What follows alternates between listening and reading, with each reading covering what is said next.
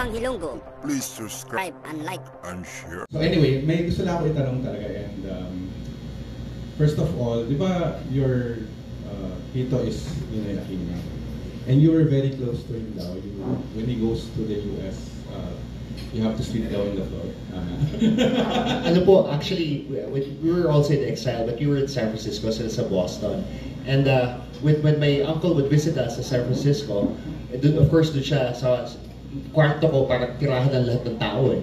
So, pag may dumating na bisita, not just my Uncle Ninoy, but whoever, galing Pilipinas o saan man, pinapalabas ako, doon ako sa family room, doon ako natutulog sa carpet sa labas, no? But my Uncle Ninoy, Tito Ninoy, fond memories ko sa kanya kasi he could talk about anything. He's very charismatic. So, kakaiba siya.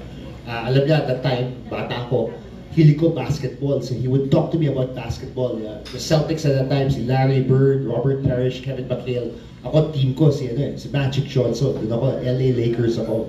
So, laging kalaban yung Celtics. So, my uncle, nalokohin niya ako. Ba't gusto mo si Magic? Ganito, ganyan eh. Si Magic, talagang hanga ako kasi 6'9", point guard, kakaiba. So, my uncle would talk about all these things that, well, talagang ang dami niyang alam on anything and any topic. So, kakaiba siya. That's my fond memories of him. So, you're really close to him, no? Pero, yung ngayon kasi sa news, parang people are saying that the former president is gonna be the next Ninoy. So, ano yung reaction mo doon? I think it's best, I think for my immediate family, my Ate Bolsi, sila mag-comment on. Okay, and then one last question. So the color pink and the name Lenlen. So we know another popular ex-VP na Lenlen din tawag sa kanya, may Lenlen series pa. And then, yeah, I was thinking, you're the same, yung pala, but I was told na you're the first to get the pink color. Well, I started my political career as a counselor. At that time, kasi nga nickname ko Lenlen, lahat ng kulay nakuha na. Wala na akong kulay, no? Ayoko naman ng itim, ayoko naman ng brown. Mas maganda na yung pink kasi at least yung pink, pag nakilala, si Lenlen, ay lalaki pala si Lenlen. Ang vision ko, sana maalala ko, ay lalaki pala siya, hindi pala siya babae. Kasi yung Lenlen, dahil ko na nakilala, madami akong kaibigan ang pangalan Lenlen na babae. So, common name ang Lenlen. And I guess my generation, lahat yun ulit-ulit yung pangalan. Lenlen, Jim, my cousin. Parang ulit-ulit, madami. Tonton, parang at that time, ko uso yung gano'n eh. Ngayon, hindi na yata. Actually now, mas kilala na lang ako as Len. Pag Len, although my father is also Len. To distinguish, Len. Sabi nga, real men wear pink. Yes. Alright. We have to be confident. Alright, okay. Reminder lang po, we'll give you one question and one follow-up question because of time constraints, no? Napakamarami pong appointment pa ni Congressman. And so, we'd like to call on now from DZRH, the country's longest and one of the oldest running. Oh, okay. Christina Nolasco is giving way to our Filipino Mirror. Go ahead. Good morning, I'm Christine Rizal of Filipino Mirror. I also write in Habal newspaper, which is my real name ninyo ako. Christine Rizal is my pen name. Naridil tuloy niyo. Anyway, sir, why you decided to run as congressional candidate instead of going back as mayor since you already 3-term mayor before? Bakit Congress yung takbo ko? No, actually, madami nga nagtatanong. Thank you for that question. Madami nagtatanong sa akin yan. Bakit nga Congress yung tinakbo ko? Kasi mayor, alam ko rin gagawin ko eh. Di ba? Mas madali talaga yung mayor. I guess madaming rason, pinag-isipan ko talaga. Madaming rason, bata pa ng Congress. I have a personal reason. But more importantly, I think, mas malaking dahilan para sa pakapalan ng Malabon, no? Being a congressman, it's not just creating laws. Nakita ko kasi as a mayor, nakita ko yung mga tutupad na batas na kailangan mangyari kung epektibo ba to sa taong bayan. At nakita natin yan. So I think when maging congressman ako, kung maging papalarin tayo maging congressman, hindi lang paggagawa ng batas, ngunit paano ba to on the ground level maapektuhan yung common man? So yun ang madadala natin sa Kongreso. And sa akin, on a personal level, alam nyo, my mom started as a congresswoman. She started her public service career as a congresswoman of Malabon before becoming a senator. And she passed away 5 years ago. Naisip ko, siya talaga inspirasyon sa akin to be in public service. And yun. Kaya ako, I wanna, in a way, I wanna please her. Susunod ko yung kanyang footsteps. But more than anything, I could bring Malabon to a wider stage. No, mas malaki. And it's not just getting back to public service. No, it's not just getting back to public service. It's serving in a way na wider, lasting difference. So hopefully, itong mga batas na magagawa, kung ano man yun, would be hindi mawawala basta-basta mangyayari.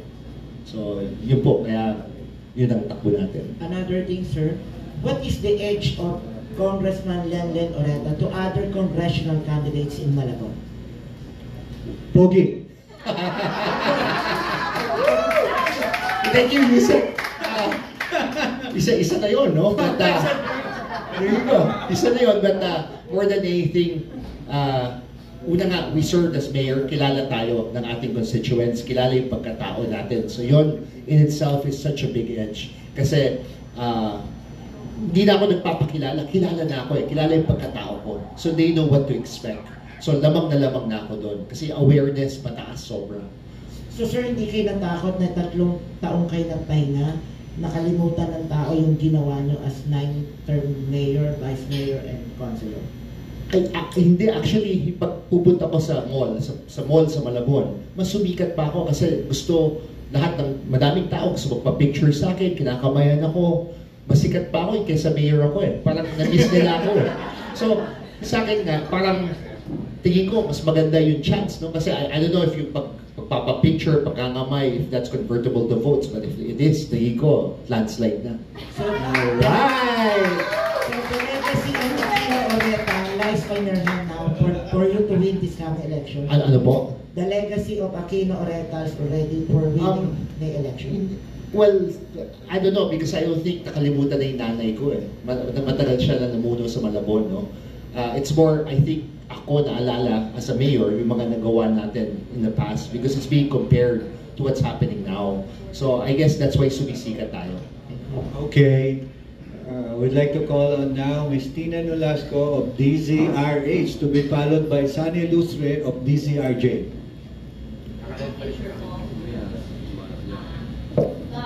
Follow ko lang po sa question niya bago ako proceed.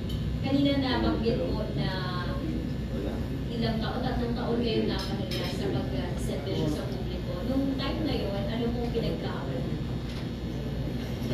Ma'am, madami po. Unang-una, well, pinag-asawa ko in 2014. I was a first-term mayor. I never had a honeymoon. So, I was finally, my wife is here. Nakapag-honeymoon na ako. Na-operahan yung pa ako, pina-opera ko kasi may problema ako, hirapan ako sa basketball. No?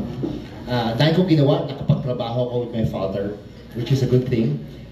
Di lang yun, I also took online classes. I guess, during pandemic, my wife got her PhD.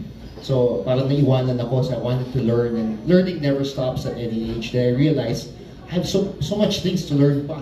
So ang dami natin nagawa. And now, nagbabalik tayo. I think we're rejuvenated, ready to face all these things. Kasi sa totoo lang, that time, yung last term ko, it was also time ng pandemic.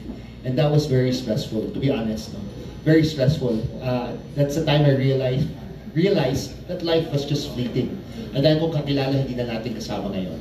At nakakalungkot, and sa akin lang, napakabilis ng panahon. So I might as well do something I enjoy doing while I still can. And that's why I'm getting back to public service. Ito po tatakbo kayo in case po na kanare na maging isang kongresista. Ano po yung mga pangunahin yung panukalang batas para sa voters? Panukalang batas?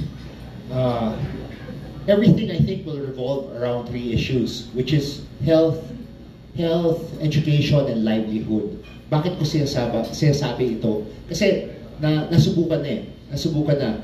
Ang bata hindi siya magkakaroon ng kung hindi siya una sa eskwelahan. Kung stunted ang bata, hindi siya matututo kung stunted siya, no? Kailangan hindi siya stunted, so kailangan inaaruga sa murang edad to get the proper education. We don't want kids na umpisa pa lang physically and mentally disadvantaged na. So yun, kailangan maiayos agad-agad. 30% ang stunted sa buong bansa. So we want to solve that problem right away. Education, if you're educated, quality of education, you get a good job. So kung maganda yung trabaho, may sweldo. Kung magaling ka, let's say, ang dami ko nang nasaksihan ng mga CPAs na nakagraduate, tapos ngayon CPA na maganda yung sweldo. And with that salary, they can help their families. So yun, they all go hand in hand. They complement each other. So kung maayos yung kalusugan, may sapat na edukasyon, definitely may magandang trabaho, may kinabukasan kung sino man yun. Kaya yun, I think all my laws will revolve around those three aspects, yun ang kailangan gawin. Actually, I was a nutrition champion when I was mayor. At talagang malapit sa puso ko yung malnutrition kasi nakita ko yung diferensya from we started out 24% yung stunting rate, na pababa natin all the way to 5.8%. And kung hindi lang nangyari yung pandemic, I think in Malabon we could have eradicated stunting. And if we were able to do that, imagine, baka pagdating ng mga, the kids will have the full capacity to learn. Ang ganda eh. Kasi, like right now sa Malabon, nalungkot na kami. Sa 16 cities, kulelat kami sa, dati, nagda-number 1 kami, ngayon nakulelat kami. I mean, ayoko naman kulelat. Okay, sir. Alam natin na ang Malabon ay isa sa pinakamadaling na pakain. Konting ulan lang. Ano kung paano kalala doon o proyekto sa kalimang kalalim mo kayo mag-iisa? Actually, madami ng proyekto eh. It's a matter of implementation. Are these things talagang titignan ng mga engineers? But it's also preparing. I guess, hindi ko, kasi trabaho ko dati yan eh. Yun as mayor, no? We make sure, pag hindi tag-ulan, nililinis yung mga kanal, at saka we make sure ayos lahat ng mga bomba para sa ganun, pagdating ng tag-ulan, itong mga bomba gumagana, natatanggal yung baha. At malinis yung lugar. Hindi mabilis magpara-para yung mga kanal, no? But as a congressman, may pondo tayo para sa flood control. And we have to make sure that yung ginagawa, naranasan ko yan because at that time, may nakita na proven na itong cement blocks sa dam, no? And then napalitan ng steel sheets. Ang problema with steel sheets, nagkakalawang. So kailangan palitan over and over. But it's not all the time you get funds for that. So you're talking about funds for all over the country. So we have to be more prudent with the gastusin. I mean, we should treat it like our own. Pera ng bayan yan. So kailangan inaalagaan yan. Para sa ganun, kung ano mang gagawin, hopefully it will be effective at pakikinabang ng taong bayan.